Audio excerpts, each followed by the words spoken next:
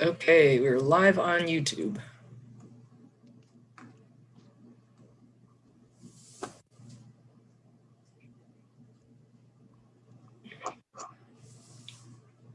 And shall we go live here now too? I'll push the button. Everybody ready? Wait, okay. I have the codes. I'm going to push the button.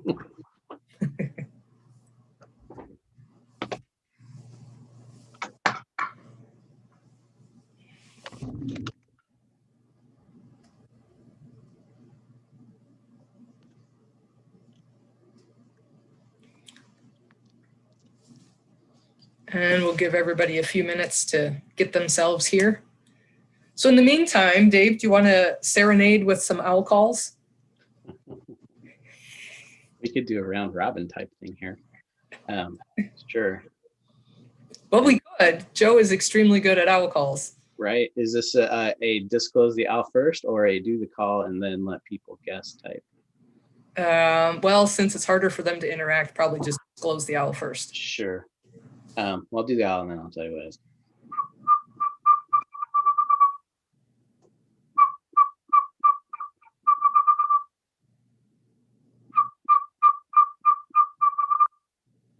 So that one is probably known to more people than some of the other ones that we might cover here in a minute, but that's the Western Screech-owl. Bouncing ball that speeds up as it gets to the end, right? Can either of you do the Eastern? I can't. Yep. Joe, do you want to do one or both of the whinny or the trill? Sure. So the trill. Oh, your audio was cutting out just a little bit. Whoops.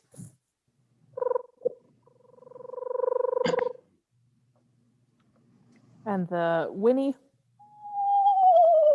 It's good. We have a screech owl that helps teach us. He gives us lessons. That whinny is so much like the two megascopes that I work with, so the Western and the Whiskered. I don't know that I could diagnose them if they're doing them all side by side, all three. They sound a lot alike. What's the next one? Oh, that's a terrible one.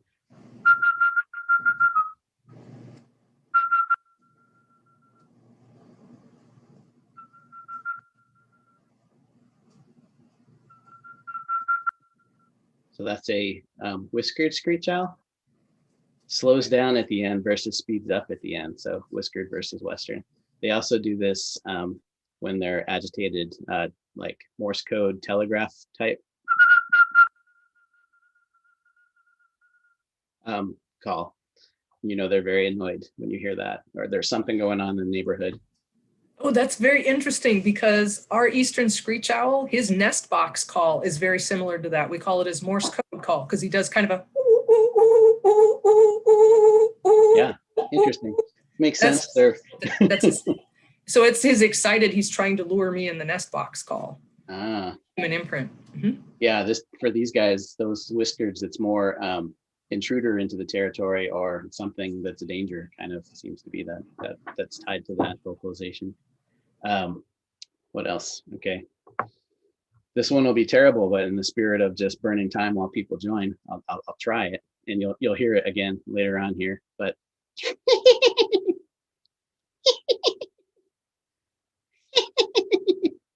I don't go quite high enough, but take that up a few octaves, and that's an elf owl. Nice. It's like a maniacal laugh. And then we have the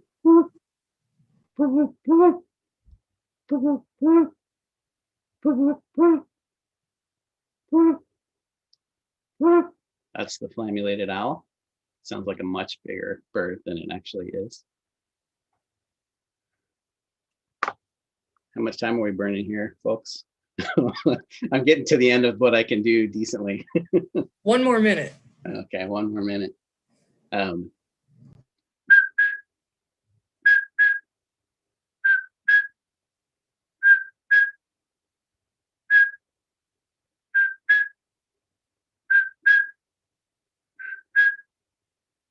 So that's my rendition. Whether it's good or not can be debated, of a northern pygmy owl. mountain subspecies, they do a double toot. Not quite not the solo that you might be used to hearing. That's what I'm used to. Yeah. These guys do a double toot. Okay. I could do Saw-whet Owl, but that one's not that enjoyable for anyone. So. Oh, it's not that bad. It's the truck backing.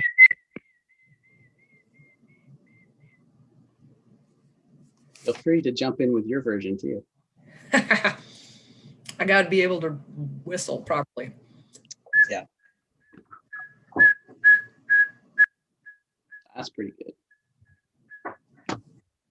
Okay. I think we've given folks time to get here. So welcome everybody to our next presentation in our virtual owl expert speaker series. This is how we're going to run this. If you're not familiar, we have the chat disabled in the Zoom, and we would like people to post any questions in the Q&A section, which should be usually is at the bottom of your screen. Who knows, for some it might be at the top. If you're in YouTube and you have an important question to ask, the Zoom questions are going to get priority, but some of our chat room moderators over there can transfer those questions into our Q&A in the Zoom. So we will get a chance to look at those. Now, that being said, for those of you who are veterans of this series, you know that we never get through all of the questions because there are so many good questions. So just bear in mind, we're not going to be able to answer all of the questions. We usually stick around and do questions for an hour, but there's a lot of good questions. This presentation will be saved to our YouTube channel for later viewing. So if you have friends that weren't able to tune in live, they can watch it live later on. And we're very pleased to have Dave Oleyar here with us. He's the Director of Long-Term Monitoring and Community Science at Hawkwatch International in Idaho in the United States. He started studying screech-owls under Fred Gelbach in Texas, and then did his master's on Flammulated Owls in northern Utah, looking at the potential impacts of the Olympics and the ski area development on Flammulated Owls. He's taught at the University of Idaho. He joined Hawkwatch International in 2014, and he leads research on raptor migration, American kestrel conservation, and forest owl ecology. And we're very thankful to the sponsor of this program, the Carl and Verna Schmidt Foundation, as well as everybody who has generously donated when they've registered for this series. And that really is what is helping to keep this going. And not all of our programs have sponsorships, so your donations are helping to make this all happen. So thank you very much for doing this, and I will turn things over to Dave. Thank you for doing this, Dave. Great, thanks Carla, and thanks everyone for joining us today. I appreciate the opportunity to talk a little bit about some of the work that we do. Let me share my screen very quickly here.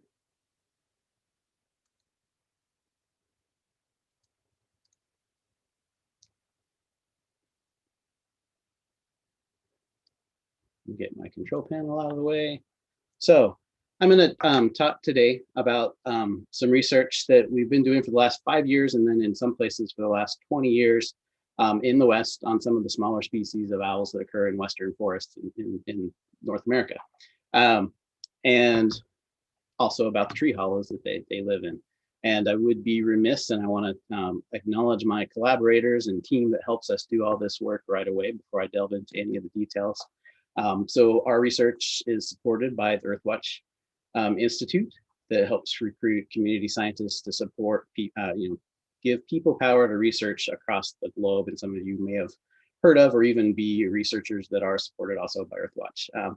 And then I am a staff member at Hawkwatch International, and we are a nonprofit based in Salt Lake City in Utah in the Western US. And we do all research on a lot of things, including forest owls here, and Carla mentioned some of that when she was talking about my bio. So I want to thank all of my team here, particularly Marcus Mika, who's my long-term friend and collaborator in a lot of this work, and helps run our teams in Utah while I'm in Arizona. And so we'll get going right now and start talking about forest owls. But before I talk a lot about owls, I'm going to talk a little bit about forests. And let's all just take a second and soak in this view right here, because it's probably something we could all use after the tumultuous week that was. But you're staring out at aspen forest stand in the Wasatch Mountains of northern Utah. And so When you think about this forest stand, there's old trees, there's small trees, there's big trees, there's even dead trees. You can see a few of those here in the image here. But when we start to think about forests and the different tree species that comprise those forests, we need to start to think about climate change and its impact on those forests and the dynamics of the trees, because the dynamics of the forest are going to really impact the dynamics of wildlife that occur in those forests.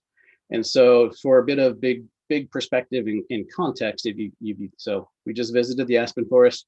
Here is a map I just pulled up. And so this is showing you the western part of North America, of the United States mostly. And the blue blobs that you can see, and I'm assuming everyone can see my pointer. If not, someone please give me a chat so that I know. But this is where actual aspen stands are documented. And then the red and the yellow that you see on this map are where a model predicts the climate is right and where aspen stands would be viable. So more red means that's great conditions for this tree species. Yellow means it's okay. And then once it starts to disappear, then the conditions aren't great, right? And so this is Quaking Aspen's climate envelope, and this was current, and this is a paper and a map from 2010, right? So this is 10 years old, 11 years old now. So you might imagine it changed, but what climate ecologists do is that they model where species are, they model where that climate niche is for those species, like this for Quaking Aspen, and then they can turn the clock on, turn their model on, and predict, if based on how we think climate's going to change over time, where would the suitable locations be for this tree species going forward, right? So if I click to this next map, this is a prediction of the ideal climate niche for aspen, Quaking Aspen, in 2030, which is just 10 years from now, right? And hopefully what you notice, I'm going to go back. Current, that's 2010. Here's 2030, and hopefully what you notice is we lost a lot of red. Some of the red shifted around that map, and it changed, right? And so we can predict to 2060, and we can predict to 2090. And this is just one climate model on what we might think might happen, but climate scientists use a whole lot of models and run what if conditions do X, Y, or Z, and they can average those models and pick which models they think are the best or the most conservative or the most concerning, if you want to think of it that way. And so if you're a manager who's interested in aspen forest or any species, because they've done this for a whole lot of species, if you see current conditions here and you go out 30, 60, 90 years and you see there's hardly any of the ideal climate niche left over for this tree species, you might start to become concerned for the systems that species is a part of, right? And so we are, as wildlife ecologists and as an owl ecologist, I'm interested in what's going on in aspen forest, because there's several species of owls that occur here that I spend a lot of time thinking about and paying attention to and trying to get people interested in. And so we go back to our aspen forest right here. I already pointed out, you can see that there are a couple of dead aspen. Here's a dead aspen here. Here's a dead aspen here. This one's dying, dead or on its way to dying. But the eagle-eyed among you might have noticed, and if you did, kudos. But there's actually a cavity right here, a tree hollow. And if you were to zoom in, the year that picture was taken, if you were there at the right time, you saw this bird looking out. And this is a flammulated owl looking out of this dead aspen tree, right? And so for this nest site, for this owl to adopt, to be there, a lot of things had to happen, right? The climate envelope had to be the right conditions for this forest to grow, for the trees to get large enough to be to the stage where some are dying, cavity development could happen. For cavity development to happen in these different forests, it requires a couple of different players. It requires that the fungal communities are present in those forests to kill or weaken trees, so that the excavator species, like this acorn woodpecker, which isn't in Utah on this site, but it's a nice woodpecker, so I wanted to put a picture of that up there, can excavate this tree hollow that can later be adopted by cavity adopting species like small owls, right? So a lot of those conditions had to be met for this nest site to be here, for this owl to adopt and use it. In addition, food resources, flammulated owls are insectivorous for the most part, and they eat a lot of noctuid moths, they eat a lot of beetles, and other things, and I'll talk a little bit more about that later on. but food resources have to be available for that owl to settle and nest successfully in this tree hollow, right? And then there's another player in this complex system. Hopefully I'm convincing you that these forests are complex systems with a lot of moving pieces, and people using those systems is another moving piece within a lot of our forests in North America and worldwide. And so not only do we have forests that have to age the appropriate stand size and conditions, we've got to have the right fungal communities, the right excavating communities, and the right food resources for habitat to be suitable for a given species of owl like this flammulated owl to nest successfully year after year after year. And then when people come into the picture, there can be a whole lot of different impacts. One of the bigger impacts is that we lose dead trees. In fact, this tree cavity right here, the year after this picture was taken, a mountain biking trail was put into a state park. This was in a state park in Utah. And the developers didn't know that that tree was there, and they removed this tree. So that's no longer a nest site available to that territorial pair of flammulated owls. And so really complex systems, ecosystems, ecology is messy, but when we try to understand it, we need to think about all of the different players and pieces and parts. And we're trying to start to tease some of that together for owl communities in Western forests. And so I'm going to tell you more about some of that today. I'm going to start by talking about distributions of different species and owl species, and how do we know where a species is. And so we do that historically. Museum specimens, people going out and collecting and recording where they collected different species for different kinds of either plants or animals, really, and recording that. And so we can build those range maps off of those historic locations. But then we also build them more and more off of observations that anyone can make. And we're kind of in that age of eBird and iNaturalist, where our range maps are getting way populated because so many people are documenting where they see different things. And that's great. And we're getting these more and more refined range maps. And you can see this is just an image of eBird locations for the Whiskered Screech-owl. And you can see that starts to kind of form distribution across this map of Central America and into just a little portion of the Southwest there. And that looks a lot like the published range map for the Whiskered Screech-owl that you see here. And so we see that. And if you do this for all the species of owls, let's just focus on owls because we're all here to talk about them. But if you do that for all owls and overlay that, you could overlay that on North America, but you could also overlay that globally. And if you do that, it turns out that we can identify places on the globe that are really super rich in terms of number of species of owls, and areas that are less rich in terms of number of species of owls. And so this map shows you owl richness based on distributions from NatureServe across North America. And you can start to see where some of those red places pop out, right? And so if you're really into owls, Southeast Asia is a good spot, or South Africa, or the southern part of Brazil. And then actually in Central America, kind of running up the mountain ranges here and just into the portions of the Southwest and up, you see a little bit of red too. And it turns out that like our two study sites where we do this work are right here in this hot spot of owl richness in North America, right there. And then up in northern Utah, which isn't quite as hot red, but also is it's an orange. So we're working in some rich places in terms of owl diversity. Now, most North American owls and owls in general are what we call secondary nesters. So they adopt their nests, they don't build their nests, and many of them are secondary cavity nesters. So they look for these holes or hollows in trees to adapt. There's some debate whether or not the short-eared owl builds a nest. For the most part, it lands in grass, spins around, creates a little bit of a circular kind of place that's called a nest, and it's up to the person interpreting it whether or not we're going to call that an actual nest or a nest that's being built, right? Most owls are nocturnal or crepuscular, meaning that they are active in that transition between day and night day, where the food that's available in the day is still a little bit available, and the food that's available at night is also becoming available. So it's kind of like the brunch time for predators, if you want to think of it that way. They roost during the day in these cavities or in dense vegetation or against tree hollows, like you see these two. Here's a flammulated owl roosting in a Douglas fir right there in that lower left picture.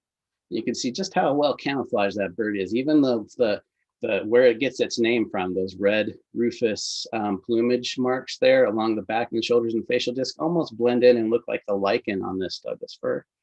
And then this is a roosting whiskered screech-owl up against an oak tree right here. So they're pretty well camouflaged, but most owls also share an incredible suite of adaptations that help them get by at night, including seeing well in the dark, including incredibly accurate pinpoint hearing to locate prey alone by sound, silent flight, and a whole lot of other things that I like to argue with anyone that will listen to me make owls one of the pinnacles of evolution.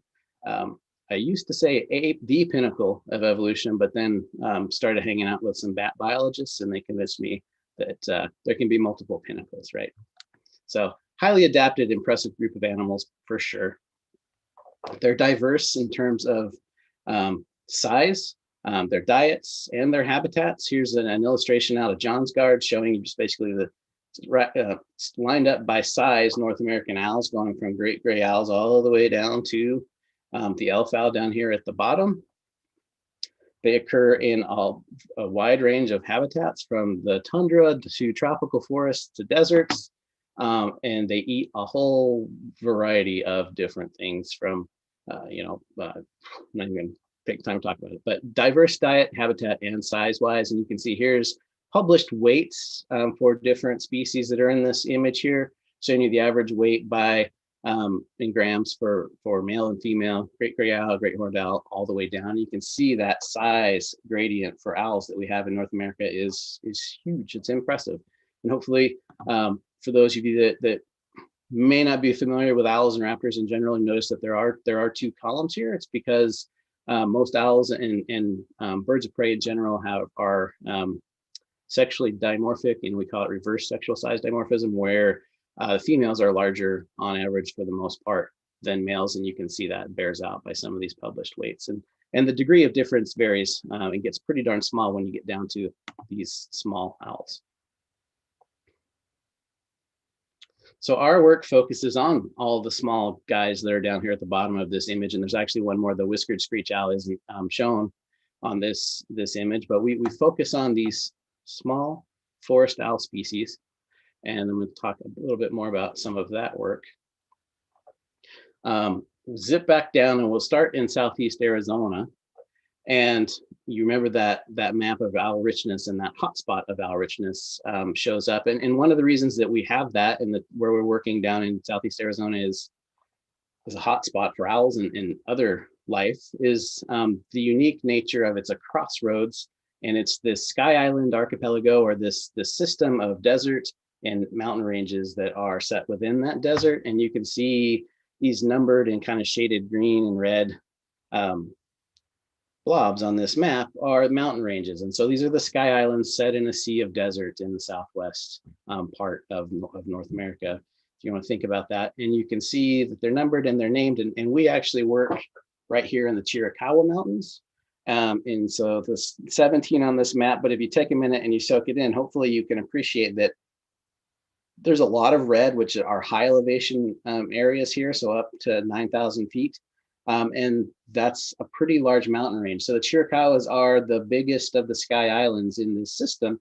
And if you've had an ecology class or anything to do with read about biogeography theory and island biogeography, big islands, big land masses tend to collect and have more species of larger populations, so they come and they tend to be more diverse, and that seems to be the case in the Chiricahuas here too. And one of the reasons that is so here's a map from the Sky Island Alliance. Here's the Chiricahuas again, and if you think about it, it's kind of this crossroads of multiple biomes. We've got species, plant and animal species from the Sonoran Desert that occur in this area, but we also have plant and animal species from the Chihuahuan Desert that occur in this area.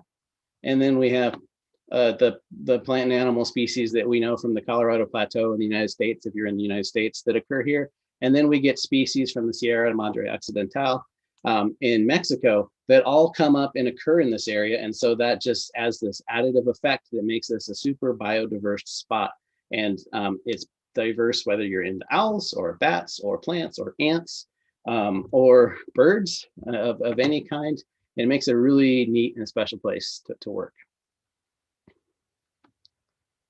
So I'm going to run through a little bit of natural history for our 6 focal species that we spend time working on, and then talk about some of the work that we do and what we've started to learn a little bit. But if you're not familiar with some of these species, I figured I better talk a little bit about them, right? So we have Flammulated owls.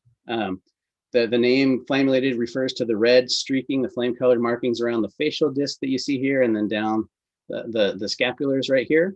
And so that's where the name Flammulated comes from. It's a small forest owl. It's our only small owl that has a dark brown iris. So the eyes look dark. Some people think they're black, but if you catch this bird in the right light, it's got a beautiful chocolate brown iris, just like barred owls or spotted owls. It's our only small owl with ear tufts and dark eyes. 7 to 8 years, we're pushing 9 years on some of our band returns in our Utah population now on Flammulated owls. So we're learning more about them. They are a long distance migrant. So they're tied to mountain ranges with some conifer components, some deciduous component in open places to hunt for the most part. And so those tend to be high elevation spots that are snowed in the winter. And so our breeding Flammulated owls in North America all migrate down into Central America, Mexico for the winter, and then come back up. So you see the range right here. Again, you can see that nice red rufous facial disc and the dark chocolate brown iris there on this bird. So they breed up in the mountain ranges in North America up into British Columbia. And so you can see right down here through Utah, this is where one of our study sites are, and then the mountains in Southeast Arizona here. 1 to 5 for clutch size for this bird. 1 to 3, and 3 is the most common. 4 egg clutches are rare. 5 egg clutches are even rarer. 3 weeks to incubate, 3 weeks to leave the nest, and is almost exclusively insectivorous, although we have documented them bringing in birds, bats, and deer mice on occasion.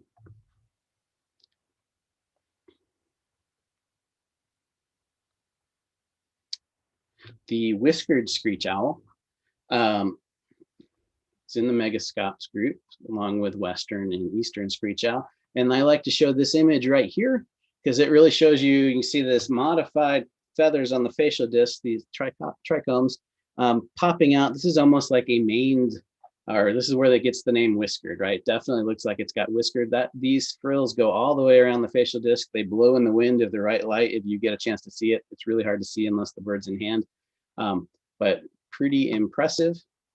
Here is a fledgling Whiskered Screech-owl. Here's the roosting Whiskered Screech-owl. It's the parent of this bird right here. Southeast Arizona is the northernmost part of the range for this species. So it just creeps up into the United States there.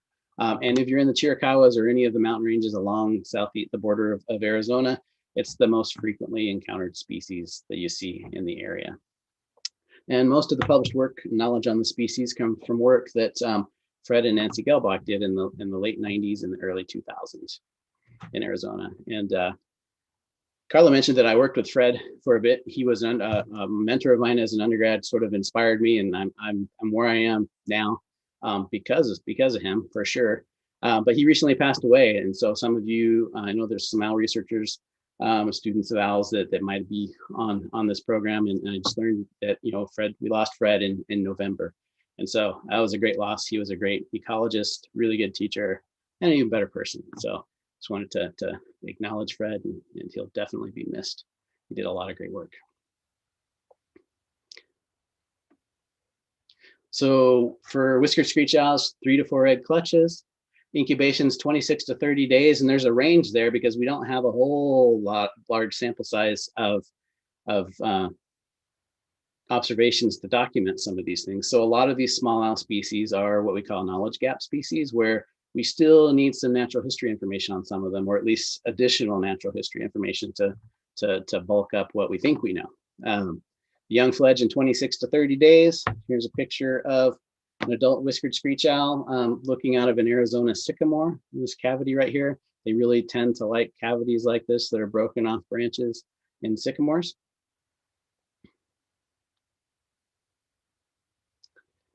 We'll talk about the Western Screech-owl. We also get them here. They're one of our 2 widely distributed species that we study. So a small owl, riparian and urban areas, resident, so they don't migrate. They have a pretty generalist diet. They eat birds, rodents, insects, reptiles. 2 to 7 eggs per clutch. 3 to 5 is the most common. They incubate for 30 days and the young leave the nest in about 30 days, 28 to 30 days. And so here's the range of Western Screech-owls. You can see all the way up into Alaska, the southeastern coast of Alaska, down into British Columbia and Washington, and then down into Central America. Pretty much stop at the Rocky Mountains for the most part, but they do occur occasionally in Texas. We also study northern Saw-whet owls. We tend to get more Saw-whet owls in our Utah study area than the Chiricahuas, but they do occur in the Chiricahuas, so we've documented them there for sure. Riparian woodland owl, they eat a lot of deer mice. You can see here's a Saw-whet owl nest box from our northern Utah study site with some pretty newly hatched young, and you can see that Dad has filled the larders pretty well with deer mice here. Ready? They migrate to the mid lower United States, but they're more one of those species that seems to be kind of eruptive, nomadic, and no real clear migration back and forth. I don't think we get a lot of recoveries from banding stations that monitor migration. We band a lot of Saw-whet owls, but the number of returns of the same birds, same places, pretty low. Here are nestling Saw-whet owls. You can see they're one of those ridiculous Muppet looking cute bits of owls with a big bold white forehead.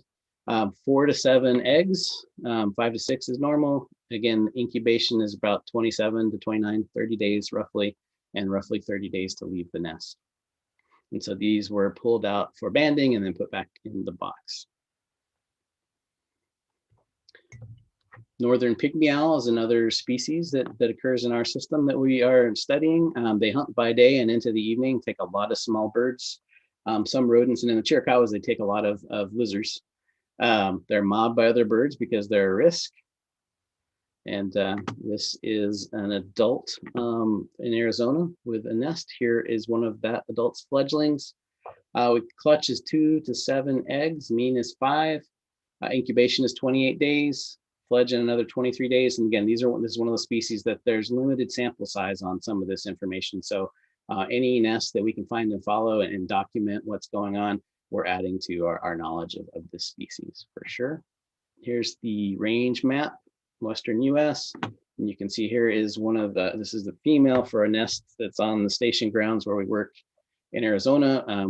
We banded the fledglings and banded the female here too. And you can see the eye spots that this species has on the back of its head to keep predators away and also to flush prey from multiple places when it looks around.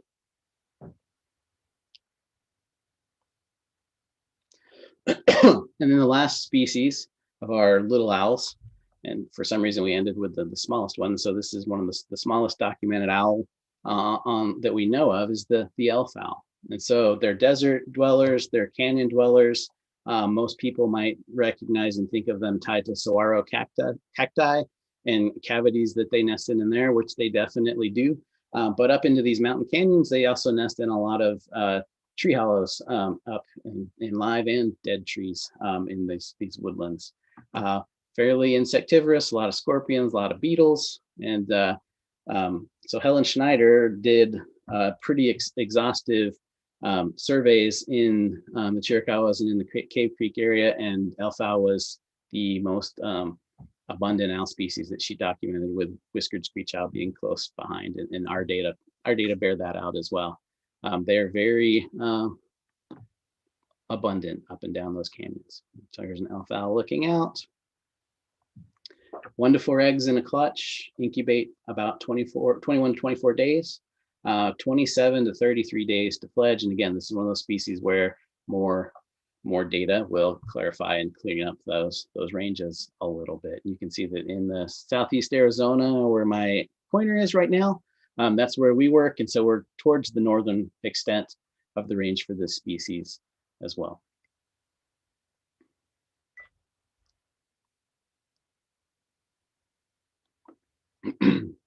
So there's 6 small forest owls that we're gathering data on. Some are more abundant than others, so we are getting a lot more information on some of them. Some we've been working with longer than others. So the Flammulated Owl and the Saw-whet Owl we've been studying in Utah for quite some time now. So we have nest boxes and a lot more data that we're getting there. But when we start to think about owl communities and forest dynamics and climate change impacts and all those things on the systems and how they impact cavity nesters and owls in particular, this is a great suite of species to be able to consider, because there's a lot of different natural history strategies that are rolled in here. For the most part, these 3 species, Flammulated Owl and Whiskered Screech-owls, are highly insectivorous, right? So we've got insectivores. Pygmy Owl takes birds and lizards. Screech-owl, pretty much a generalist, and the Saw-whet Owl, a rodent specialist.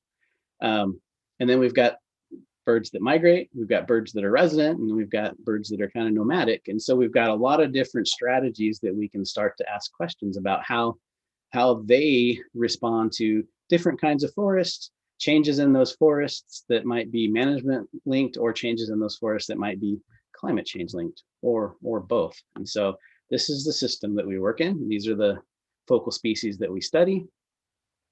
For cavity adopting species like these owls, the conservation issues are a lot like some of the other conservation issues that a lot of wildlife face, right? So we've got habitat degradation, habitat change, habitat loss, right? The loss of the cavity for this owl pictured here. We've got cavity, competing for cavities with not only other owls of the same species, owls of different species, and then things like squirrels or invasive species like starlings. And then we start to think about those climate change impacts and how those come to play again in these complex systems too. And so we've got potentially shifting ranges. So these are the impacts, and this is what we know how wildlife in general respond and may be impacted by climate changes is either range expansions or contractions. So you might expect that species that are tied to high elevation forests or higher elevation forests like Flammulated Owl might see range contraction, whereas species that are tied to drier conditions like elf owl and or whiskered screech-owl might see an expansion in their ranges as conditions change. We get, as ranges shift and contract, we get these novel assemblages of species occurring in the same area, and how those interact can have ecological consequences for sure. And then we got phenology shifts. So shifts in the timing of migration when you leave or when you arrive on breeding or wintering grounds, and when you start nesting, and that can have impacts on when food is most available. So for instance, Flammulated owls are mostly insectivorous, and they rely on abundant insect prey when they're feeding their nestlings. And if any of the timing of when that insect prey is available changes, that can have profound, potentially dire consequences on Flammulated owls and their breeding success in a given year. And if that happens over a number of years, that can have impacts long term. So that's one of the things that we're focusing in on, and my colleague Marcus Mika has been focusing on in Utah for a long time, is sampling these insects availability and these prey, and trying to see how that impacts or how that relates to nesting success of the species, right? So phenology shifts.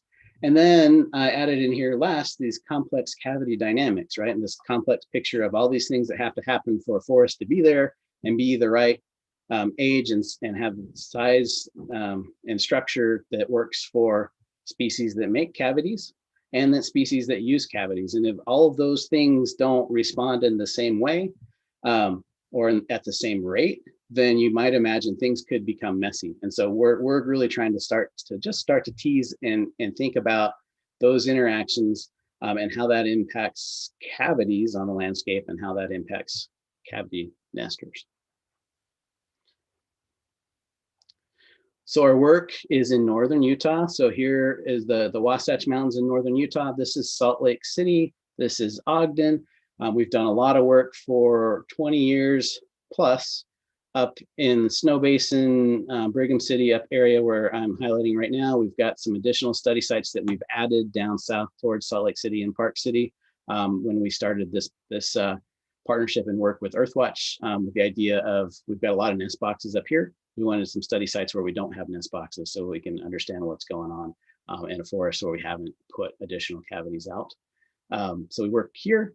And then Southeast Arizona, this is Portal, Arizona. If you've been to the Chiricahuas, you've passed through Portal most likely. So this goes up to Cave Creek Canyon, and we work mostly up and down in Cave Creek Canyon lowlands, and then up into the Rustler area where we've got coniferous forest.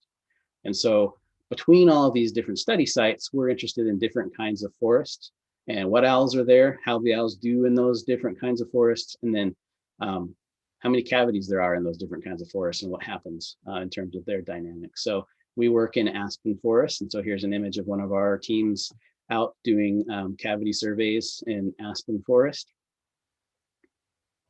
I wish I was there right now, it'd be nice. This is the riparian forest that we work in the lower elevation areas of the Chiricahua Mountains. And so this is a combination of sycamore, oak, woodland. There's some conifers too, but it's mostly dominated by oak and sycamore. So we survey and work with owls and tree cavities there. And you can see a team reaching a camera up to inspect a cavity right here. And then we work in coniferous forests up at higher elevations. And you might be surprised to know that this is a picture of ponderosa pine forest with some Doug fir and some white pine mixed in Southeast Arizona. It's up near just over 8,000 feet in elevation. So we work in those areas and survey for owls and cavities there too. One of the other things that we're trying to document is that in all of these different kinds of forests in the West and in other places of the globe too, fire is a part of the landscape and natural disturbance is a part of the landscape. And we're seeing more and more that's becoming more and more common, of course, right, in recent years with wildfires that are going crazy. But the Chiricahua was burned, had a large fire in 2011 as the Horseshoe 2 fire. And most of these trees you see standing and dead here are a result of that fire, which was now 9 years ago, right? 10 years ago. And so we also put our plots in and do surveys here to document cavity creation and cavity abundance and owl use of these burned out areas with the idea of monitoring them going forward to see how quickly they recover and when the birds come back, right? And so we partner with the Forest Service down in Arizona to do this, and they've got a large fuel control, fuel reduction plan, and they go out and try to make sure that we don't have the fuel load for these catastrophic fires to happen again. But we work with the Forest Service and let them know where we have cavities that are important to owls and been used by owls, and where we pick up these different species, and they do their best to avoid that and make sure that we retain those important cavity bearing trees.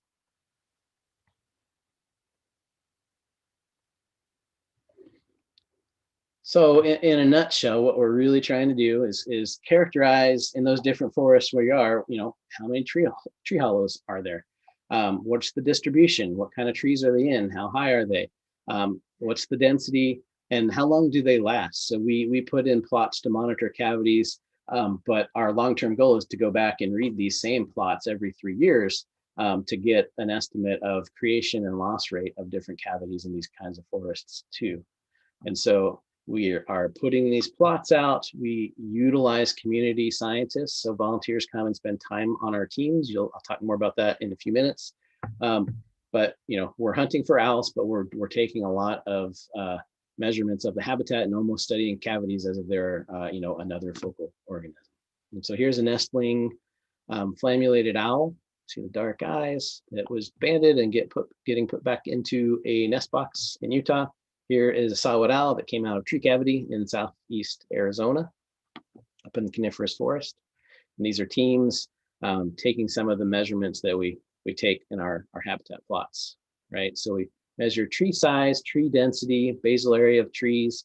We measure the canopy cover, how closed is the canopy. We measure what's the tree density using this as a device called a keyhole prism.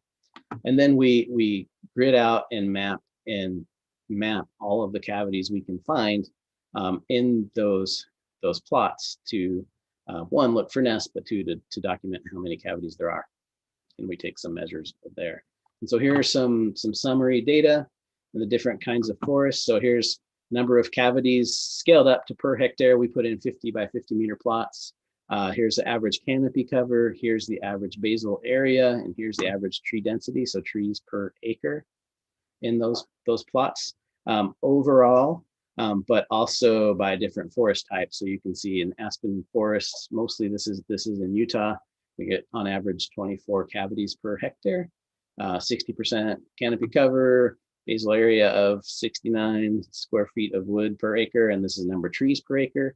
And I'm not going to read this whole table for you, but if you look down, hopefully it jumps out at you that this riparian habitat in Southeast Arizona has nearly twice as many cavities. So we're talking 56 cavities per hectare down there. As you move away from the stream beds in these dry areas, you start to get more oak. So that's where this oak scrub riparian classification comes in, and a lot of cavities in there too. So that's a cavity dense area, and I'll show you in a minute that's also an owl dense area.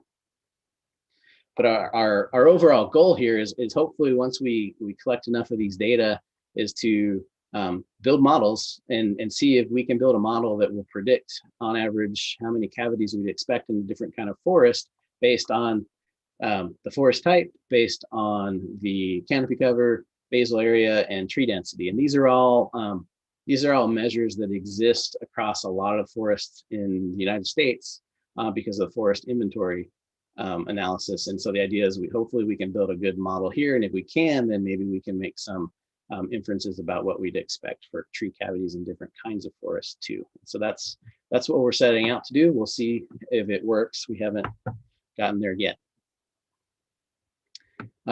In mapping all those tree cavities, we also inspect them, right? And so here is one of our community scientists. This is from a team group, like reaching up and as high as she can get up into tree cavity. We inspect it, we record where it is, how high it is, where it's facing, what kind of species it's in, whether the tree's alive or dead.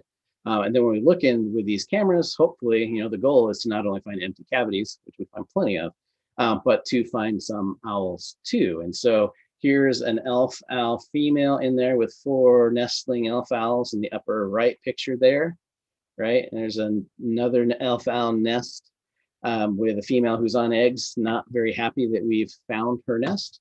And this is a whiskered screech-owl on eggs. You can see the egg right there above her in a sycamore cavity that we found. And so when we find these nests, we follow them across the season. We go back and check them, hopefully to get end outcome. And so these 4 fledgling whiskered screech-owls, one of those birds in that picture was this egg right here, right? And so they fledge when we can. We ban the fledglings, we catch and ban adults. I'll talk about that here in a second. Checking on my time. But the idea is to follow that and get some information on timing, clutch size, incubation period, all those kind of nest metrics and characteristics that I talked about a little while ago that are lacking for some of these species, or at least we could use more information. And so we also have a huge database on tree cavities and what kind of tree species those cavities live in. And this is actually outdated. So prior to the last season, which was 2019, we had mapped 1,035 tree cavities across our 2 study sites, and kind of here's the distribution of where they are, how high they were. And you can see this is Arizona sycamore, right? We've by far found the most tree cavities there and in quaking aspen. Those are 2 trees that are sort of fast grower, weak wood trees, and that makes sense.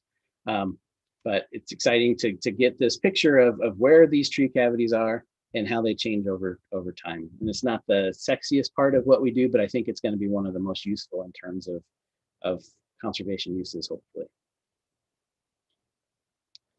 So then we do that during the day. We go out at night and try to document where our nocturnal owl species are. And so if you go out, now you could be anywhere in the world, right? The screen's black, but you're in the Chiricahua Mountains. And if you visit Cave Creek or any of the mountain ranges on the southern part of Arizona, you're likely to start to experience this. We go out and survey. We do silent listening, and then we also do broadcast audio alerts to get a response to see if birds are around. And what you're hearing right now is the maniacal, high-pitched cackling laugh of an elf owl. The most common species there in Cave Creek.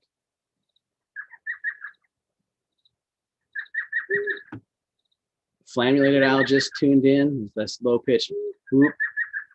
You'll hear that in the Chiricahuas as well as in northern Utah. Oh, now there's a Whiskered Screech-owl.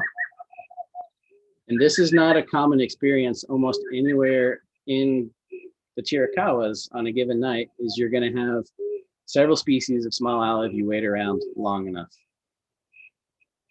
Particularly in the lowland riparian corridors where there's lots of sycamores. And we get Western Screech-owls too. And it's amazing. I mean, if you're here watching this, I'm assuming you are into owls. This place is, you know, it's a happy place if you're an owl enthusiast. I'm going to shut the sound down now for a second. But in addition to these small owls, we also get great horned owls, we get Mexican spotted owls, barn owls in the area. And so it's very, very rich. So we go out at night and we record where we pick those birds up on the surveys. We also attempt to trap and band them so we can identify individuals. And these nighttime efforts let us start to map out where territories are in a given year and then in across years. And so this map shows you rough approximation, our estimates of territories for these different species, color-coded, that the key is down in the bottom. And so, you know, here's the bigger, larger territories of Western Screech-owls and where we pick them up in a given year.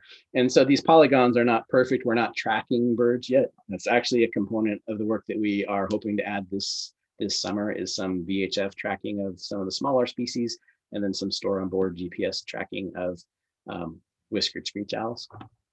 But you can see that there are quite a few Whiskered Screech-owl territories that we picked up. This is, I think this is 2018. The smaller yellow polygons are where elf owls are. Red are where Flammulated owls are. And so we're trying to build this picture of the owl community and how it changes over time, right? Are these territories the same year after year after year? And so that's one of our goals, just to look at shifts in where territories are. The other goal is to look at shifts in who holds those territories, right? So that's where the banding component comes in. So do we capture the same birds from one year to the next? And so sums up kind of this goal is like, can we explain owl diversity in these areas where we do these surveys by the number of cavities or any of those habitat characteristics, in terms of just number of species or number of owls that we pick up, right? And so again, this is one of the long-term goals of this effort, and getting this takes a lot of time. And so, you know, we're going to be working here hopefully for a good number of years. Besides kind of getting some of these habitat and density and distribution data for owls, which is useful in and of itself, the way we do this work, we're supported by the Earthwatch Institute, is that they field and get our teams of community scientists that sign up to come be a part of the team for a week. And so you can see here, absent me, Claire, and Felicia, everyone else in this picture is on the team, and they just got off a plane 3 hours ago in Tucson. We drove here to the Chiricahuas. We probably had lunch, and now we're starting our boot camp and training on how to survey for and capture owls. And so they are seeing mist nets probably for the first time. We practice putting the nets up on these poles. I let them do them during the daytime because that's a nice thing to do. Here's another team just learning how to get these nets up. So we go out at night when we do our surveys, prepared to hopefully try to catch and band birds if we get a strong response from playback while we're doing our surveys. And so here's a more experienced team learning how to do seasoned LifeWise team learning how to do mist nets. And then here's a group of high schoolers from New York City that came and spend a week with us learning how to put mist nets up as well. Again, we let them do this in the daytime so they can see it. Then usually that first night or that second night, we do it in the dark, and we don't want it to be the first time that they're trying to use the gear. They learn how to survey for and catch owls. They learn how to do all the habitat stuff that I mentioned before, and I'll talk about that again here in a second. We get a strong response.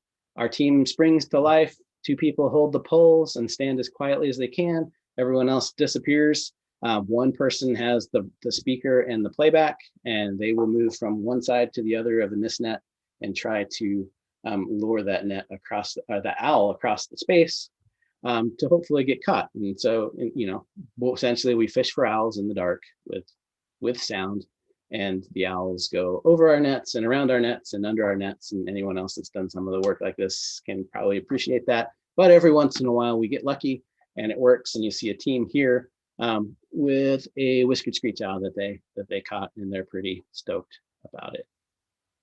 And here's some other evidence that our methods actually do work. Here's a pair of Western Screech-owls caught. Here's a Whiskered Screech-owl, and then here is a actual family of Flammulated owls. This is up in northern Utah, and you can see there's a ladder in the background. So the nestlings were pulled out of the nest box so that they could be banded and weighed, and we caught the adults outside of the box. And if the night's a really, really good night, you catch 3 elf owls like you see here in this picture.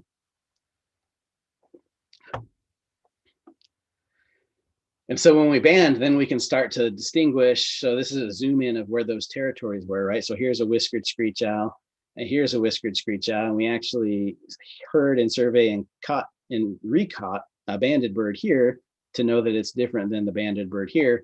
And so we know those are 2 different territory holders, right? And so the idea is we can start to learn about survival, but also movement both within a season and between seasons of these different species. And so that's a long-term goal here. And we get a good number of recaptures on Western Screech-owls, Whiskered Screech-owls. We've recaptured 1 elf owl so far, which doesn't happen too often is my understanding. So that's exciting. Within season, we start to map out where territories are. So you can see Western Screech-owl territory 1, banded in 17. There's the male and the female, and you can start to see, you know, if we catch the same bird within a season, we can get an idea of where its space use is. And so these lines are about 150 meters apart, where we've captured the same individual Whiskered Screech-owl who is, you know, we must have been right in the thick of his territory right here. And like I said before, our goal is to this season start to put some telemetry on these birds and get a better resolution on space use. And hopefully the goal is we'll hopefully find some more cavities with nests by doing that as well.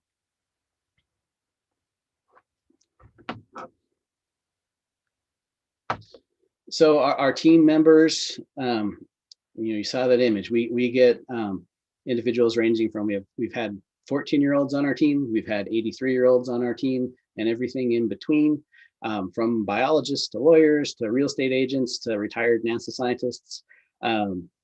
And they come out, most of them don't know much about owls. They quickly learn a lot about owls. They learn to identify our species by sight and sound.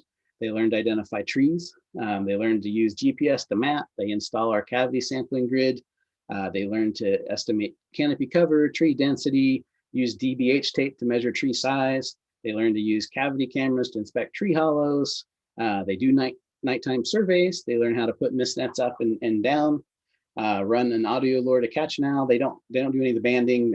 Professional permitted biologists do all of our handling and banding. But we sample for insects using malaise traps, and they learn to do a lot of this stuff. And you see here is these are 2 northern pygmy fledglings that just got banded, and they're wondering what's going on, but they got put back up in their alligator juniper and left alone right after we were done here. So they get to learn a lot. They get an appreciation for the landscape and hopefully science, right? That's one of the things we're really trying to do is, besides filling these knowledge gaps on small owls and shedding light on what tree hollows are doing, it's a great opportunity to share conservation, share how science is done, and share this occurs. And this is the Chiricahuas are a lot of Forest Service or monuments, so that they get to learn about public lands and appreciate them in a different way, hopefully. We started in 2016. We were paused in 2020 because of the pandemic, but up until that point, we had 270 different community scientists come out to either Arizona or Utah and help us do our work. 120 of those have been teens from the LA area or New York City or Seattle. And so, a lot of these folks, the teens and others, it's the first time they've been out in the woods at night, let alone in the woods at night off of the sidewalk. And so to see the stars, to hear the sounds, and to do the work has been, I think, is a pretty impactful experience for them. Our goal is that they then go and they tell their friends and family about it, and they think about conserving wild spaces, and they look differently. And I know for firsthand that none of them leave after the week looking at trees and holes in trees ever again. You drive around and you can't help but see tree cavities after spending some time with us, and you want to stop and you want to see what's going on in it. So that's pretty exciting. If you'd like to learn more about it, hawkwatch.org/forest owls is our website. Following Forest Owls is the Instagram account. So you can check that out if you're really into it and want to potentially see when expeditions are. Once we hope that they start up again this summer. That is the plan. But if you go to earthwatch.org /expeditions following forest owls, you'll find it. You can just go to Earthwatch and search for forest owls. It'll show up too. We've had people from 36 states, Japan, China, Canada, and Spain, and Argentina join us in the field. It's been great, and it's nice that it's a nice combination of collecting a lot of data that you need people power to do, and a nice way to get your conservation message out there. So we're pretty proud of the program and project, and look forward to doing it for quite some time. Thank you for your time and attention. And I think now we'll pause for a second. I'll take a drink, and then we can do some Q&A. Okay.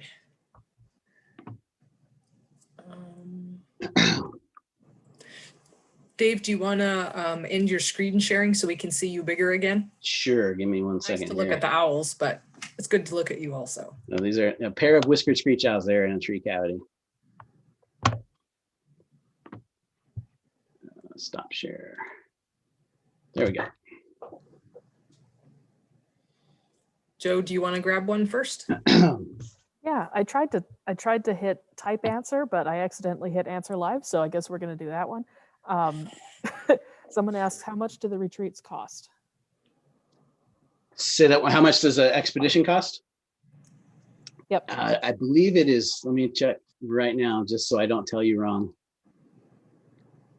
$2,400 right now. That's for a week. That includes room and board, that funds the research, right? So that keeps Earthwatch afloat, but a big chunk of that goes to the research project. So it lets us get our lodging, either a rental house in Utah or the Southwestern Research Station is where we stay in the Chiricahuas. It's transportation. It lets me pay my field staff. And so all of that goes towards the work, and all of that is actually tax deductible because Earthwatch is a nonprofit as well. So yes, it's a pretty good rate for a pretty awesome week-long experience. How long does it take for owls to start repopulating a burned area? Also, is there any relationship between the size of an owl species and the height of their preferred nest site? So two good questions. In terms of when birds show back up into burned areas, we are not seeing them using the burned areas much yet in the Chiricahuas. They tend to be, so there's little burned out patches of ponderosa and white pine up high, and there's a whole lot of burned out areas. There are cavities in those areas. We're not finding owls in them just yet. They are in the adjacent still live zone. And so I think they probably forage in those burned out areas, especially the ones that focus on insects, because it's open, and there's lots of work that shows sort of that recovery of an area post-burn for forbs and grasses and insects, and then woodpeckers come in, and then species that eat those insects come in. And so we aren't at the point yet, 10 years later, that we're seeing a lot of owls use the burned out areas in the Chiricahuas. At least nesting in them. I think they forage in them, and I think if we get to go this year and we get some telemetry stuff going, we'll see that they are using those areas, but we're not sure yet. And then the second question was about size and tree height. Is that right? Yeah, is there a relationship between the size of an owl species and the preferred height of their nest site? I think so. So if you think about these cavity adopters, they're tied to wherever the woodpecker decides to create that cavity or wherever the branch breaks on the tree, right? And so in an area like Cave Creek in Chiricahuas where it's super abundant, there's a lot of cavities, they can be more picky. And so elf owls like really small opening to their cavities and they like them high, right? Which makes sense. You don't want anything else to be able to get in. And the higher you are, the safer you are from things on the ground. So I think in a perfect world, that probably is if you can make a general rule, the general rule is I want a cavity that just I can squeeze into and that is safe. So higher is better. But in the absence of being able to choose from that, we've seen them use very low cavities on trees, nest boxes that are limited by how high a researcher is willing to climb up and hang a box and all those sorts of things. And so, if you're a cavity adopter, you don't often have the luxury of being choosy. Going along with high up cavities, how high can you reach with your pole camera? Currently, our camera it's a 24-foot extension painter pole. We use those because they're lightweight and we don't want to ask our volunteers, some of them that are 80, to carry any heavier gear. We have on order a 50-meter pole that we'll have for when we need to, because there are some cavities that we haven't been able to reach that I really want to be able to reach. But that's heavy. We often tape those two 24 poles together, duct tape them, and then find the tallest person to, if you're the tallest person on the team, that's just your job by default, right? So you're the person that's going to do the pole, or the person with the best camera skills. It takes finesse to finagle a large pole up to some of these cavities. And along with that, what type of camera do you use to check those nests? Yeah, so we started with like knockoff GoPros, but they weren't skinny enough to get into the cavities that elf owls were using. And so we now go with a peeper cam, and I'll find and share with you, and you can share with others. It's manufactured by a guy who has like a 3D printer and prints the housing up for the camera. And it's a very nice setup. And so it's built to last, it's skinny, and it works fairly well. And we just started those the second year. We would have been the second year in. So it was a game changer. We started finding elf owl nests like crazy once we got those cameras. Someone asked, do you coordinate with researchers in Mexico or Central America to compare notes on the owls you don't have a lot of data for? We have had conversations with some of our colleagues that do research and live in Mexico and other parts of Central America about hosting a small owl symposium or workshop, and to kind of standardize the way that we document tree cavities and share information, just like the question asks. We have not moved on that yet. I hope it happens pretty soon, but yeah, as with most things, everyone gets really busy. And so I think that's the next step, especially for some of these understudied species and some of the species that are, their range is in the heart of Central America more so than where we're doing our work. So for sure, something we want to do. To what extent has artificial nesting cavities been considered, explored, or tested to maintain availability in areas which may be losing cavities? Good question. I didn't talk a lot about it, but it's like another component of what we're trying to understand with this work. Our ultimate goal in Arizona was to do 3 or 4 years of surveying and documentation before we put up nest boxes, and then put nest boxes up in some of these areas going forward to see how that impacts densities and uses and where territories and nests are.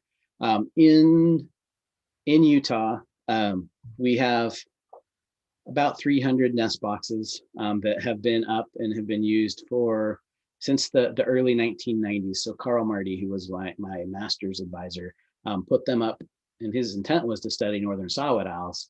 And then he found that flammulated owls started using the boxes. So of course we shifted to flammulated owls. And we've been monitoring those boxes since intermittently, since they went up in about 1996, 1994. So we have long-term use data for flammulated owls there, and saw-whet owls that use those. What has turned out to be the case is that when we've talked to other flammulated owl researchers that have also put up boxes, they don't get nearly the same rate of use of nest boxes that we get in Utah. Sometimes they get used. There's a colleague in California who's got boxes up, and he's got birds using those boxes on occasion, but they're not nearly using them the same rate that they are in Utah. And so one of the things we want to understand is, why is that the case? And so that's why we're putting the cavity plots and documenting how many cavities there are in the aspen forest where our boxes are versus some aspen forest other places where they're not. Will hopefully start to shed some light on that, because if it's just our box design or how we're hanging them, that could be a useful conservation tool to know and share with others, at least for that species. Whiskered Screech-owls, there is a researcher in New Mexico who's got a small cluster of boxes, and he has Whiskered Screech-owls using his boxes just south of where we are, and the next mountain range over, the Palancios. I can't pronounce it very well. But I've started to have conversations with him, and hopefully we can work together and understand what makes a box appealing to that species too. So I think in those forests where boxes are limited, nest boxes could be a really good conservation tool to, one, just supplement what's there, but two, to keep populations of cavity adopters afloat until forests mature enough so that they can have those tree cavities that those species need. And that's another lofty goal to try to understand of our long-term research. And it takes a lot of years of studying cavities and boxes and finding owls to do that. But that's what we're setting out to hopefully work towards. A couple people have asked, do the owls hold fairly still when you band them? They see pictures of owls sitting in your hand. Do they not try to fly away, etc.? Yeah, good question. And of course, the answer is always, like anything in ecology, it depends, right? And there are individuals that are feistier than others. But most owls, even as you scale up to the larger ones, once you get them in hand, and if you know how to properly hold them, they calm down. They tend to be pretty calm and safe and mellow. That being said, there definitely is some an adult saw-whet owl that you pull out of a nest box during the day that's roosting and kind of groggy is one thing, and then when you catch that same bird at night, it's a whole different bird. And so again, it goes down to knowing how to safely hold and remove the bird from the net, hold it safely, and keep it still while you band. But for the most part, owls are pretty tolerant of what we do.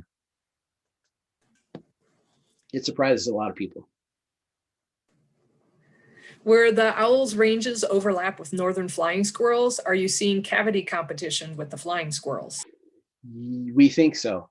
We definitely, over the years in Utah in our nest box system, we see northern flying squirrels that use the boxes, and red squirrels there too. And so we definitely see interactions, and we've seen that interaction go both ways. Interestingly enough, we've seen flammulated owls kind of boot the squirrel, and we've seen squirrels predate nest box young and eggs in nest boxes too. And so it's definitely can be a concern, and that's one of the things brought up as a concern about putting too many nest boxes up in an area, is that if a predator or competitor uses those things over the species you're trying to make a net benefit for, then you could be doing a disservice to that species.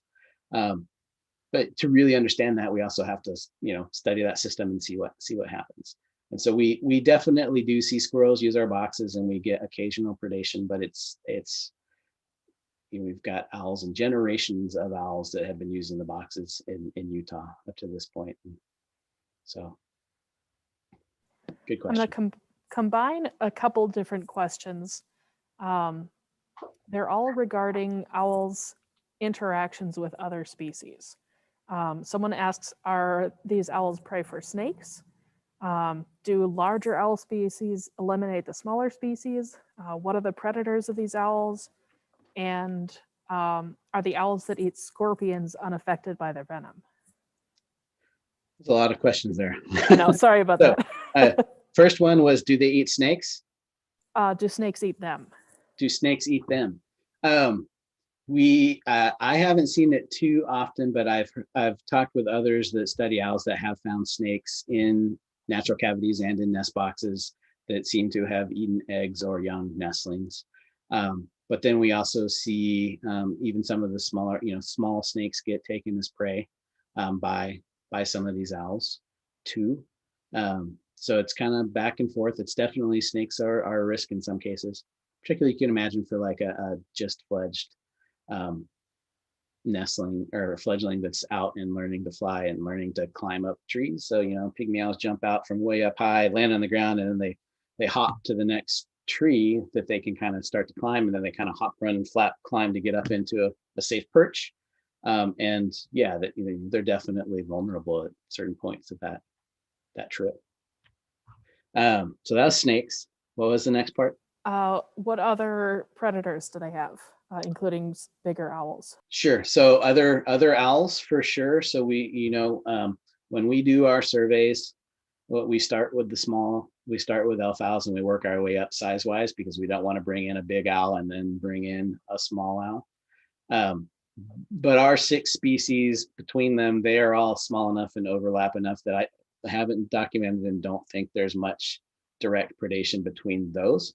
But the great horned owls take kind of what they want, right? So I'm sure great horned owls has tasted all 6 of our focal species at various times for sure. Northern or Mexican spotted owls as well for sure. We've got ringtails that are predators in the Chiricahuas that we see going in and out of cavities, raccoons, skunks, for anything that's on the ground, going back to like birds that are just out and vulnerable and learning to fly. Besides snakes, you probably got to worry a little bit about skunks. During the daytime, Cooper's hawks, any of the bird eating diurnal raptors are certainly a potential risk for sure. Yeah. Sorry about all combining all of those. There was one more part of it. I'm trying to remember what it was. Yes, are owls that eat scorpions unaffected by their venom? They seem to be, yes. And so you think I showed a picture of a whiskered screech-owl with a giant centipede, right? And the head was gone from that. We catch elf owls, and I've had the privilege of twice during the times that we've done that being footed by an elf owl, which you would think is no big deal because it's a 40-gram bird. But like 10 minutes later, after we let the bird go, my finger is blown up to the point of like quite large.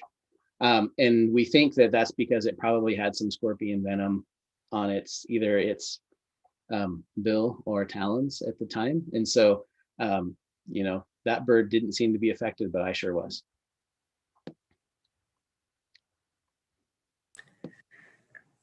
Here's one from California. The biggest issue we have here in California is the fight to help people understand the need for dead trees as habitat. Given our recent wildfires, a majority of people, including Forest Service and fire personnel, are set on eliminating all dead trees. Can you comment on this, as I'm sure it impacts most of the Western states?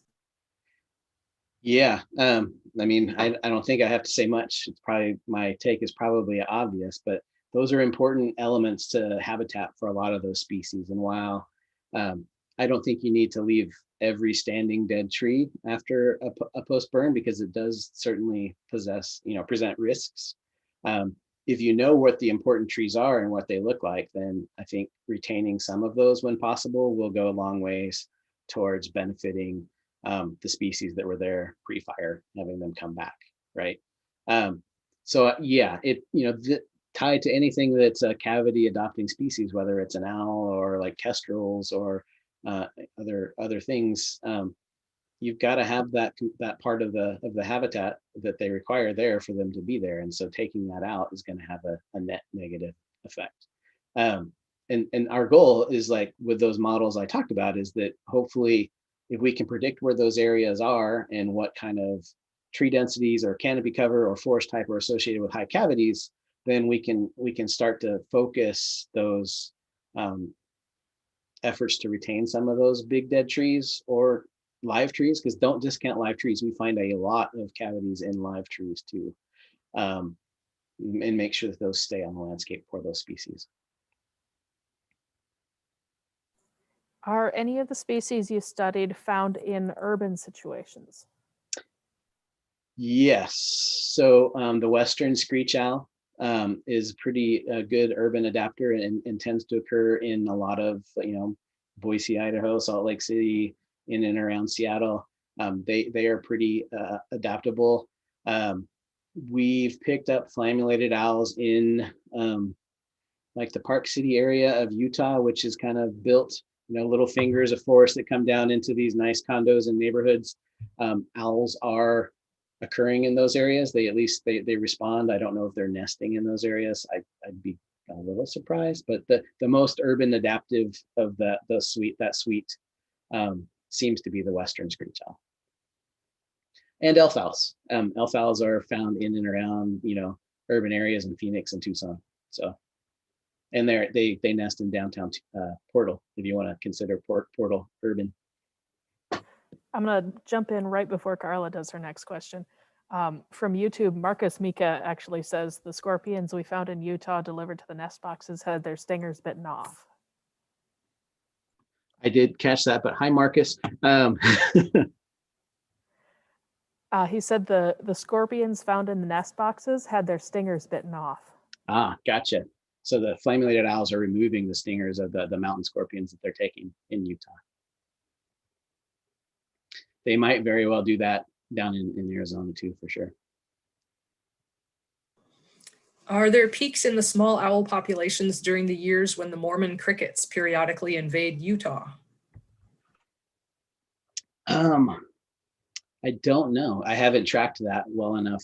I think there could potentially be peaks of Western screeches that are more down in the valleys. I don't think of those eruptions of Mormon crickets as being super prevalent or common up in the aspen forest where we work with the Saw-whets and the Flammulated owls. Marcus might correct me by chat here in a second too. He spends a lot of time. He spends more time recently than I get to spend up there. Do your data include impacts on the endangered Mexican spotted owl? My heater kicked on, so I can barely hear you. I heard Mexican spotted owl. I didn't hear the first part of the question. Does your research include impacts on the spotted owl? No. We pick them up on surveys, and when we do, we note where they are and share them with our Forest Service partners. But if they're out of the size range, they're not worthy of the small owl status, so they don't get to be in with the 6 small owls. But there's a lot of work going on with that species down there, and it's monitored pretty closely already. So we spend our time focusing on the small guys. In addition to that, there is a whole additional binder or multiple binders full of paperwork required to do spotted owl work. And I can't imagine doing that spotted owl work as a researcher alone would be a challenge, but doing it with the community science model that we utilize might be even more challenging. We hear them and see them though. They're very cool. Is there a reason the Flammulated owls have a dark iris? I wish I knew. We get asked that question a lot, whether the yellow iris or the dark iris has anything to do with night vision or anything like that. And, another more versed owl biologist can chime in, but I don't believe so. It's just, the draw of genetics and evolution.